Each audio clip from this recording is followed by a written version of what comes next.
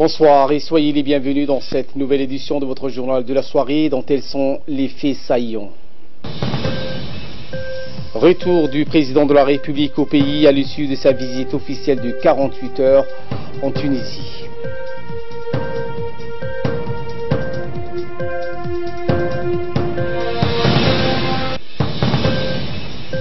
Et en RDC, l'ONU mène à Kinshasa des assuремents pour s'assurer les élections libres qui se tiennent dans ce pays. C'était le sommaire. Bienvenue sur Télé Djibouti. Le président de la République, Ismaël Omar Guelleh, est revenu aujourd'hui en début de soirée au pays à l'issue de sa visite officielle de 48 heures en République tunisienne. L'entretien au sommet eut avec son homologue tunisien, Béji El Essebsi, et l'adoption de la série d'accords de coopération sur laquelle cette rencontre a débouché ont constitué le temps fort de cette visite du président Guelleh à Tunis. Les accords intervenus entre Djibouti et la Tunisie ont trait à la mise en place d'une coopération active dans le domaine du transport maritime et des ports, du tourisme, de l'artisanat, de la poste et d'éthique ainsi que de la culture. À noter également que ces accords intégraient un mémorandum d'entente sur l'exemption mutuelle de visa d'entrée au profit des personnes titulaires des passeports diplomatiques et de services. L'autre volet phare de la visite officielle du chef de l'État en Tunisie était le forum économique entre les deux pays que le chef de l'État djiboutien a co-dirigé avec le Premier ministre tunisien Youssef Chahid. Cet événement fut un haut lieu d'échange d'informations sur les opportunités d'investissement dans les deux pays, notamment pour les communautés d'affaires de Djibouti et de Tunisie, largement représentées à ce forum économique. Le chef de l'État a été accueilli à son arrivée par le Premier ministre Youssouf Chahid et les hommes d'affaires de ce pays qu'est la Tunisie. Les opérateurs économiques privés de Djibouti qui ont pris part à ce forum d'affaires placé sous l'égide du président Guelleh et du Premier ministre tunisien étaient constitués du président de la Chambre du commerce international Youssouf Moussa Dawalé et d'une vingtaine d'hommes d'affaires de notre pays, le ministre des Affaires étrangères et de la coopération internationale, également porte-parole du gouvernement Mahmoud Ali Youssouf, le ministre de l'enseignement supérieur et de la recherche Nabil Mohamed et le ministre délégué auprès du ministère de l'économie et des finances chargé du commerce, M. Hassan Mohamed, avait accompagné le chef de l'État dans le cadre de cette visite officielle en Tunisie. Lors de sa visite officielle, le président Guelleh a tenu un discours dans lequel il a remercié le président Essebsi pour lequel l'accueil réservé à lui-même et aux autres délégations et aux autres membres de sa délégation. Le numéro 1 djiboutien a salué également les accords signés entre les deux parties. Écoutons le président Guelleh. Bismillahirrahmanirrahim. Alhamdulillah, salatu wassalamu ala rasulillah. دولة السيد يوسف الشاهد رئيس الحكومة في الجمهورية التونسية الشقيقة، حضرة الأستاذ سمير معجول رئيس الاتحاد التونسي للصناعة والتجارة والصناعات التقليدية، حضرة الأستاذ سام الوكيل رئيس مجلس الأعمال التونسي الأفريقي، السيدات والسادة الحضور الكرام، السلام عليكم ورحمة الله وبركاته. Djibouti est sur le passage de la deuxième route maritime la plus fréquentée du monde et convient parfaitement à tous vos besoins de transformation et de distribution. À cet égard, nous nous sommes efforcés de créer un environnement favorable aux affaires et qui permettrait aux entreprises de prospérer. Nous avons également déployé des efforts importants pour rendre notre administration plus efficace afin d'améliorer la qualité et l'efficacité de la prestation des services publics. Par conséquent, outre les nombreux avantages dont disposent déjà les investisseurs, tels qu'une économie libérale, une monnaie librement convertible liée au dollar américain et un système financier permettant le transfert des devises sans restriction, nous avons mis en place des réformes concernant la faillite et la protection des petits investisseurs, entre autres. qui ont placé Djibouti dans les listes des 10 principaux réformateurs dans le dernier rapport Doing Business. Cela démontre notre détermination à créer un environnement propice à la promotion d'un secteur privé prospère et dynamique, comprenant à la fois des petites et des grandes entreprises, afin de faire de Djibouti un pays à revenu intermédiaire au cours des prochaines décennies. Notre stratégie de développement accorde aussi une large place à la maîtrise et à l'utilisation la plus large des nouvelles technologies de l'information et de la communication, un secteur où l'expérience et le savoir-faire de la Tunisie peuvent permettre à ces entreprises de devenir un partenaire important de notre pays. Je suis persuadé que les hommes d'affaires tunisiens sauront saisir les opportunités qui s'offrent dans tous ces domaines, en tenant compte notamment de l'importance que représente Djibouti et de sa situation privilégiée qui la destine à un rôle majeur dans les courants économiques et commerciaux de l'Afrique de l'Est et son grand marché du commerce. Nous sommes impatients de vous accueillir à Djibouti en tant qu'investisseurs et partenaires. Nous vous encourageons à vous joindre à nous dans la quête d'un avenir radieux et prospère pour nos deux peuples.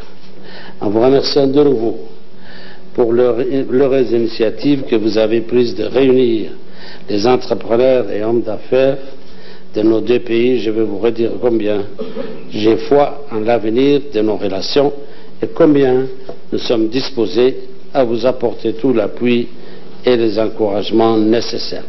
Je ne puis clore mes propos sans rendre hommage appuyé à l'Union tunisienne de l'industrie et du commerce et de l'artisanat, membre du quartet du dialogue national, distingué par le prix Nobel de la paix, son action engagée et citoyenne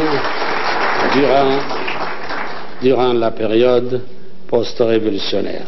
Vive l'amitié djibouto-tunisienne, vive le peuple tunisien. Assalamu alaikum wa rahmatullah.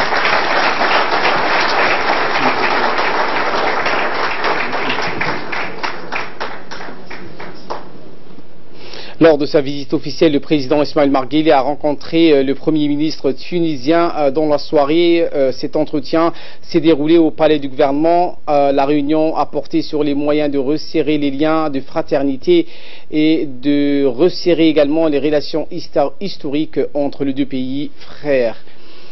Les deux pays étant décidés à donner un nouvel élan à leur coopération bilatérale, à soutenir les investissements et à développer les projets partenariats dans le domaine économique. Les deux parties ont également évoqué la nécessité d'intensifier les liens et contacts entre les hommes d'affaires tunisiens et leurs homologues opérant à Djibouti, et ce dans un cadre du Conseil des affaires tuniso-africains.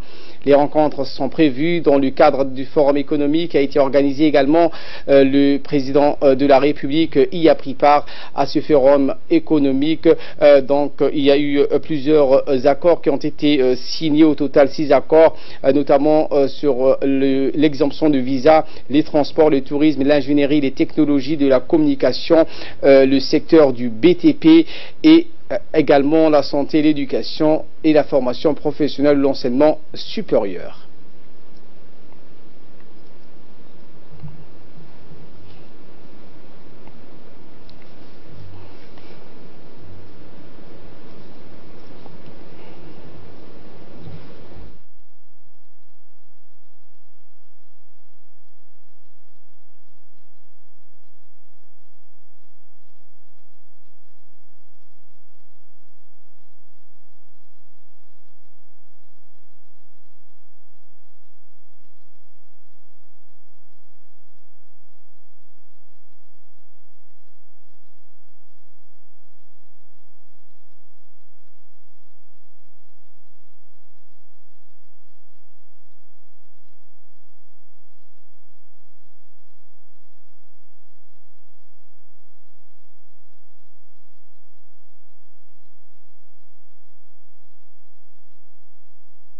Le président Guelleh a par ailleurs rencontré successivement le président de l'Assemblée nationale. Dans le même contexte, le chef de l'État Ismaël Omar Guelleh s'est entretenu avec le président du Congrès du peuple tunisien Mohamed Al-Nasser. La réunion qui s'est tenue hier au palais de Bardou, le président de l'Assemblée de Tunisie et le chef de l'État djiboutien ont beaucoup discuté de l'importance de renforcer les relations entre parlementaires et de coordonner des positions entre l'Assemblée tunisienne et l'Assemblée nationale en République de Djibouti.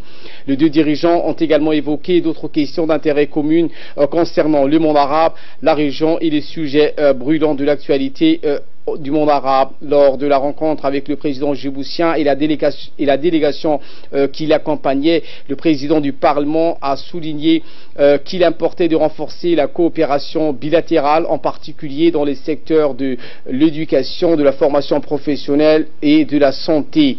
Pour sa part, le président de la République a salué le succès de la Tunisie dans sa transition démocratique et s'est félicité de la coopération bilatérale en cours. Le président Guelleh n'a pas manqué également de rappeler le soutien de la Tunisie à la République de Djibouti après l'indépendance, son soutien à l'enseignement de la langue arabe. Les vice-présidents de l'Assemblée du peuple et les membres du bureau du Conseil ont donc salué à la venue du chef de l'État lors de la rencontre entre le président Ismaël Omar Guelleh et le président du Parlement tunisien Mohamed Al-Nasser.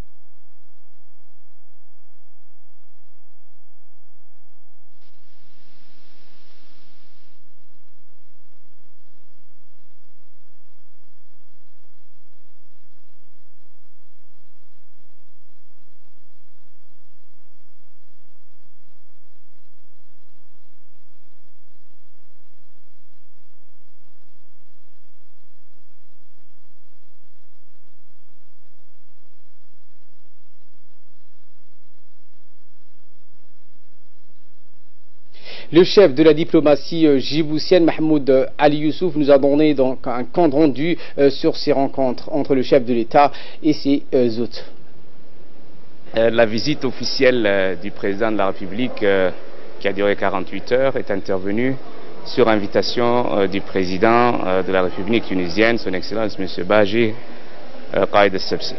Cette visite a été l'occasion pour les deux leaders de pouvoir échanger sur des questions d'intérêt commun, notamment en matière de sécurité, de politique générale, aussi bien dans le monde arabe que sur le continent africain. La Tunisie et Djibouti ont depuis des décennies une tradition de coopération, et cette coopération s'est toujours réalisée à travers des commissions mixtes qui se sont déroulées. La dernière d'entre elles s'est déroulée en 2010. Et je crois que 8 années ont passé. Je crois que c'est une longue période, compte tenu aussi de la situation qui a prévalu en Tunisie depuis 2011. Oui, cette commission mixte va être... la prochaine session sera organisée début 2019.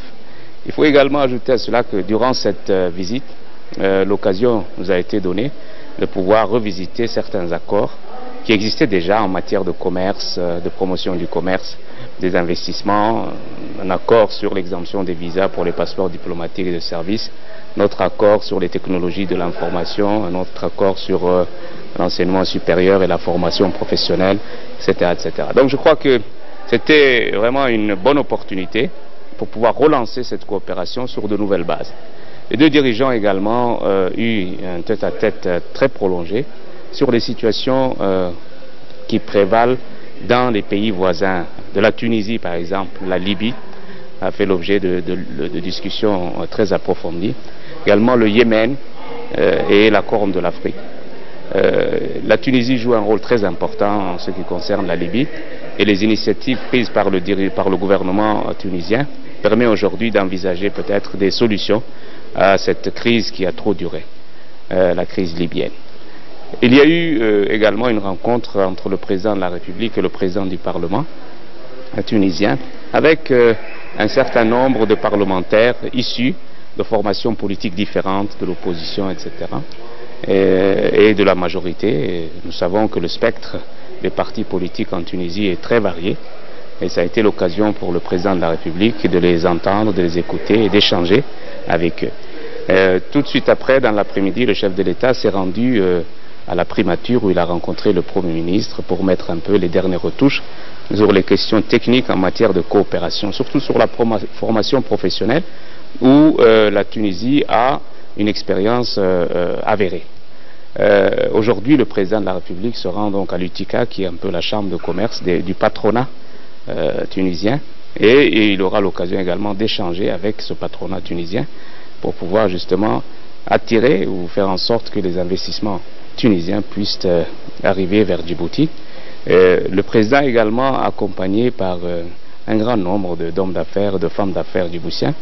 Ce sera également l'occasion pour eux de pouvoir échanger avec leurs homologues tunisiens.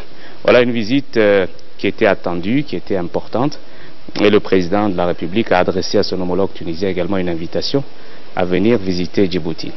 Voilà en substance les tenants et les aboutissants de cette visite officielle du président de la République en Tunisie.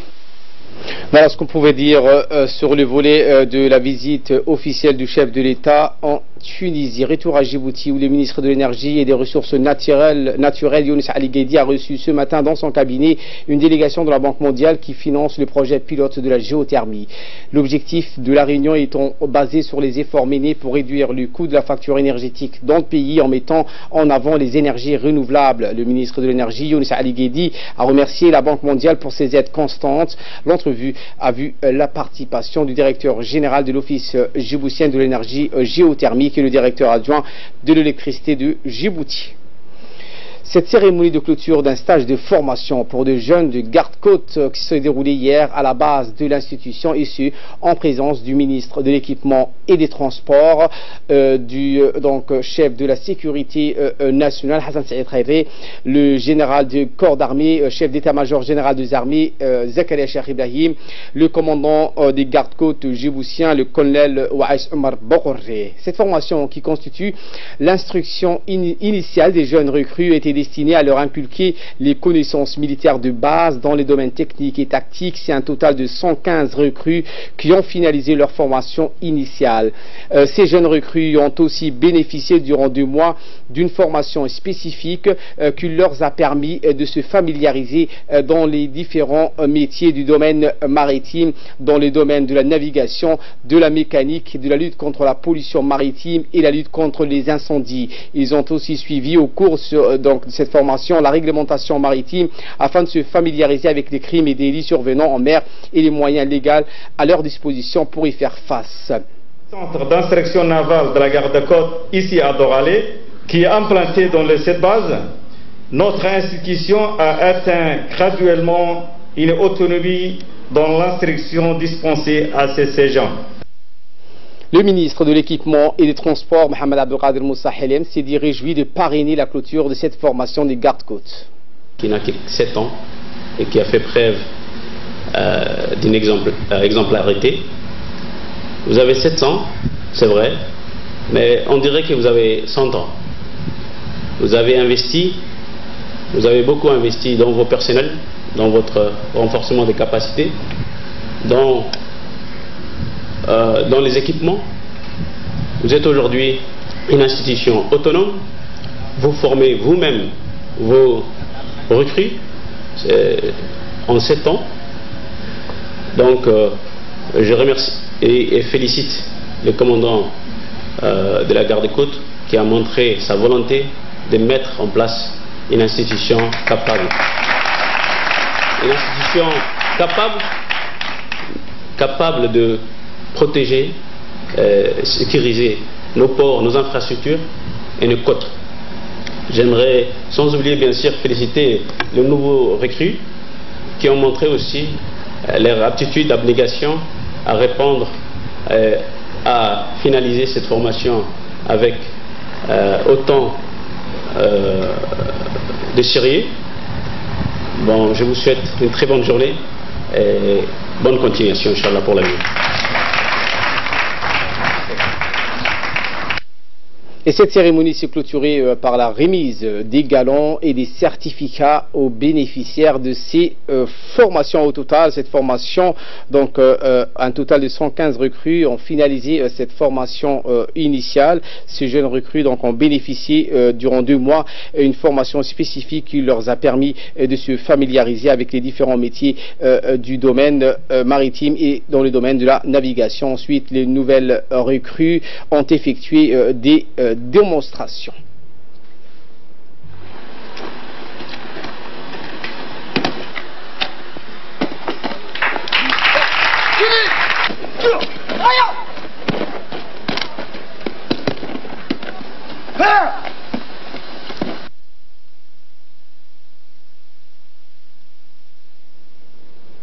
Autre actualité de ce 22h, le ministère de l'Habitat, de l'Urbanisme et de l'Environnement a clôturé ce matin au Palais du Peuple l'atelier de mise à niveau de vulgarisation et de partage des connaissances sur la protection de l'environnement et le développement durable. Au cours de la cérémonie de clôture de l'atelier, des attestations ont été remises aux participants.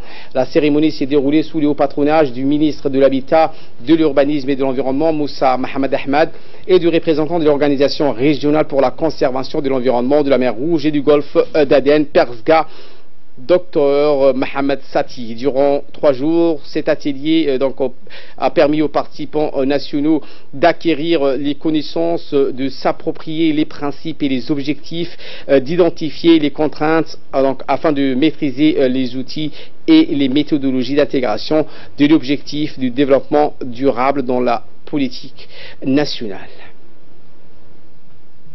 L'objectif de cet atelier, c'est de partager les connaissances, mais également, surtout, de mettre à niveau un peu tous les acteurs au niveau stratégique, au niveau de Djibouti, pour avoir la même compréhension des objectifs du développement durable et comment les décliner en programme sur les territoires. Donc l'objectif, c'est de développer des outils et des mécanismes de réalisation des objectifs du développement durable d'ici 2030. Suivant à présent le ministre de l'Habitat, de l'Urbanisme et de l'Environnement, Moussa Mohamed Ahmad, qui est revenu sur cet atelier. Moi d'être parmi vous aujourd'hui pour clôturer l'atelier qui a été consacré au partage de connaissances des acteurs nationaux sur le développement durable. Cet atelier, j'ai demandé cet atelier personnellement pour voir où on en est de cet objectif qui touche plusieurs départements ministériels. Mon département est concerné directement par 4 objectifs et indirectement aussi 4 objectifs. Depuis longtemps, on a lancé les ODD, les objectifs de développement durable, mais on a décidé de faire le tas des lieux pour voir l'avancement des travaux dans chaque département. Qu'est-ce qu'on a réalisé de cet objectif? Cet atelier, c'est un premier atelier, mais on va continuer avec l'aide de nos collaborateurs, de nos partenaires Persiga. On va organiser encore plusieurs ateliers sur ce domaine. J'espère que vous avez échangé des connaissances et vous avez profité aussi de la connaissance de l'ingénieur Youssouf. Et je vous promets aussi d'organiser un autre atelier consacré aux objectifs des ODD. Une réunion a regroupé l'ensemble des agences du système des Nations Unies ainsi que les représentants des ministères sectoriels et des institutions nationales. Au ministère des Affaires étrangères, cette première séance de travail a été l'occasion de présenter le rapport d'activité des agences onusiennes de 2018 après un rappel détaillé du rapport de l'année 2017. Au cours de la réunion, les représentants des agences du système des Nations Unies ont exposé l'état d'avancement de leurs activités pour 2018, de même que les financements financements disponibles et à mobiliser ainsi que les recommandations formulées pour l'atteinte des objectifs ciblés dans le PNUAD. Par ailleurs, Mme Barbara Monzi, coordinatrice du système des Nations Unies, a informé les participants de cette réunion sur la réforme du système des Nations Unies qui sera implantée à compter du 1er janvier 2019 pour une plus grande cohérence, synergie et recevabilité de leurs interventions. Et de là, nous passons à ce qui fait la une de l'actualité hors de nos frontières avec Samatar Saïd qui nous a rejoint sur ce plateau. Bonsoir Samatar. Bonsoir, et nous commençons avec la République démocratique du Congo où le Conseil de sécurité a assuré que les élections se passeront de manière sereine à Kinshasa. Effectivement, Ali, le Conseil de sécurité de l'ONU a effectué en fin de semaine une visite en République démocratique du Congo afin de s'assurer d'élections présidentielles et parlementaires libres le 23 décembre dans ce pays, sur fond de tensions, Ali, entre les autorités congolaises et les Nations Unies. Les États-Unis ne seront représentés par qu'un chef de cabinet adjoint de la mission américaine. L'ONU souhaite que ces élections libres, justes et pacifiques, a déclaré mercredi l'ambassadeur néerlandais l'ONU, Varel Kanversen. Le voyage est prévu le jeudi et lundi et estime que Kinshasa, le Conseil espère y rencontrer le président Joseph Kabila, son Premier ministre et son chef de la diplomatie, la commission électorale ainsi que l'opposition de la société civile. Ali. Et au Brésil, Bolsonaro, candidat de l'extrême droite, a décollé dans les sondages. Eh bien oui, Ali, à 3 jours de l'élection présidentielle en Brésil, le candidat d'extrême droite, Jair Bolsonaro, fait une nette percée dans le sondage, au point que son élection dès le premier tour n'est désormais plus une hypothèse farfeluée. Le candidat d'extrême droite brésilien, Jair Bolsonaro, cesse de creuser l'écart dans le sondage à quelques jours de l'élection présidentielle qui doit se tenir le 7 octobre prochain, Ali. On peut dire que le mardi 2 octobre, l'Institut de sondage d'Afloa le créditait de 32% au premier tour, soit 11% de plus que le candidat de gauche Fernando Haddad, contre seulement 6 points d'écart vendredi dernier à 28%. Au deuxième tour, Ali, le 28 octobre prochain, il l'emportera par une courte marge de 44% contre 42%, alors que le candidat du Parti des Travailleurs était donné nettement vainqueur à 45 contre 39 il y a encore quelques jours, Ali. Et nous terminons avec le Pays-Bas. Après l'expulsion de 4 Russes, une opération qui a été visée par l'OIAC basée donc à La Haye. Effectivement, le renseignement néerlandais a expulsé aujourd'hui 4 Russes après avoir déjoué en avril une cyberattaque qui visait l'Organisation pour l'interdiction des armes chimiques. Les 4 agents s'étaient postés sur le parking d'un hôtel proche du siège de l'organisation de La Haye dans un véhicule truffé d'équipements électroniques pour pirater le système informatique. Un ordinateur portable a été retrouvé. Il appartient à l'un des agents et était relié au Brésil, à la Suisse et à la Malaisie. Il contient des documents particulièrement sensibles, un lien avec l'enquête du crash du vol MH17, l'avion de la Malaysia Airlines, abattu par un missile en 2014 dans l'est de l'Ukraine. À l'époque, l'arrestation des 4 Russes de l'OASC enquêtait notamment sur l'attaque de mars à Salisbury, la ville de Grande-Bretagne, dans laquelle Ali, l'ancien espion russe Sergei Skripal et sa fille étaient empoisonnés au Novichok. On peut dire qu'il contient des documents assez particulièrement sensibles, Ali, et en lien avec les enquêtes sur les crashs ainsi que sur l'avion abattu à la Malaysia Airlines de 2014 dans l'est de l'Ukraine, Ali. Merci Samatar Saïd pour ces explications et merci à vous de nous avoir suivis. Très bonne suite de programme et bon week-end à toutes et à tous.